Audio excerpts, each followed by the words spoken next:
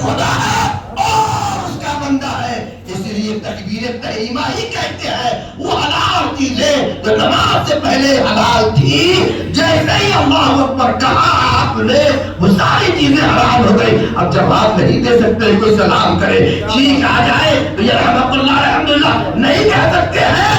یہ ہے نماز، سارا کا سارا دودھا کہ بندہ جب نماز میں چلا جاتا ہے تو بندہ ہوتا ہے بندے کا خدا۔ نعرہ تکبیر، نعرہ رسالہ، مفتی علی رضا صاحب مصباحی۔ حضرات گرامی، تو یہ ہے نماز۔ اللہ کے رسول سید عالم صلی اللہ تعالی علیہ وسلم نے ارشاد فرمایا کہ جو آدمی عشاء کی نماز پڑھتا ہے گویا اس نے آدھی رات، اور جس نے فجر کی نماز ادا کی گویا اس نے پوری رات۔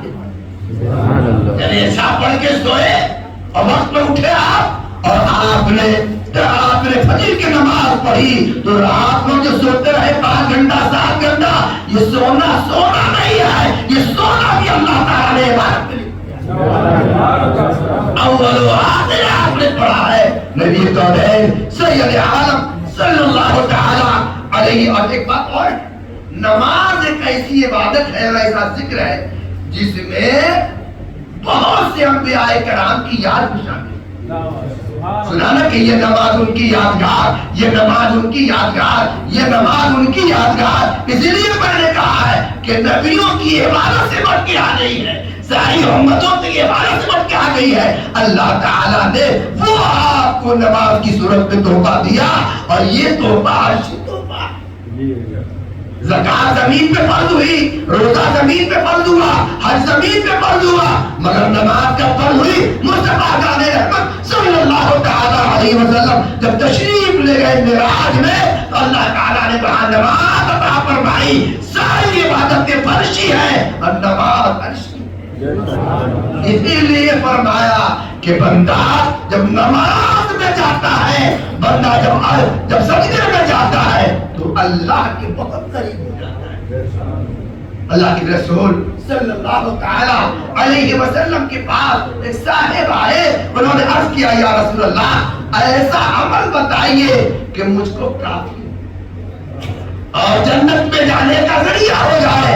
حضور نے ارشاد فرمایا الصلاۃ لوقتہا، نماز اس کے وقت پہ پڑھا کرو، نماز اس کے وقت پہ پڑھا کرو۔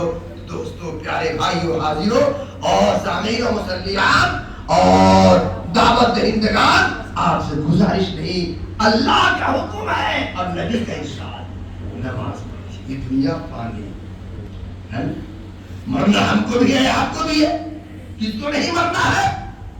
حضور اکرم صلی اللہ تعالی علیہ وسلم نے ارشاد فرمایا کہ جس گھر میں کتا رہتا ہے اس گھر میں رحمت کے فرشتے نہیں آتے، اس گھر میں رحمت کے فرشتے نہیں آتے۔ دل بھی ایک گھر ہے، دل بھی ایک گھر ہے، اور اس گھر کا کتا جانتے کیا ہے؟ اس گھر کا کتا ہے دنیا کی محبت، دنیا کی لعنت، اور اس محبت دنیا میں نمازیں چھوڑ دینا، اللہ کے فرائض و واجبات چھوڑ دینا۔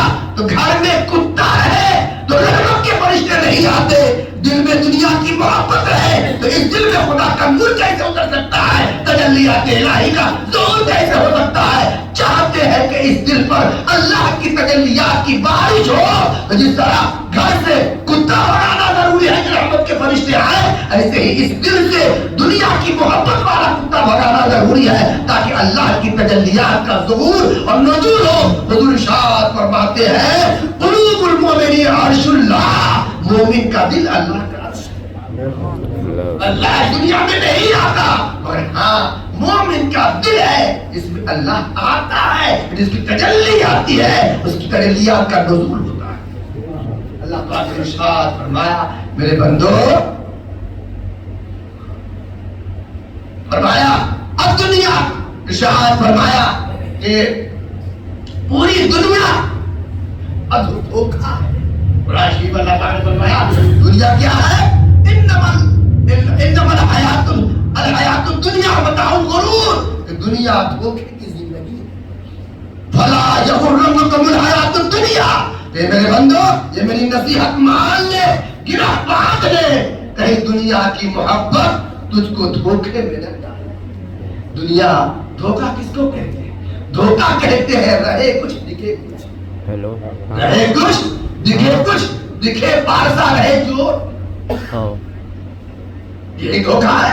ہاں رہے کچھ دکھے کچھ، یہ دنیا دھوکہ ہے۔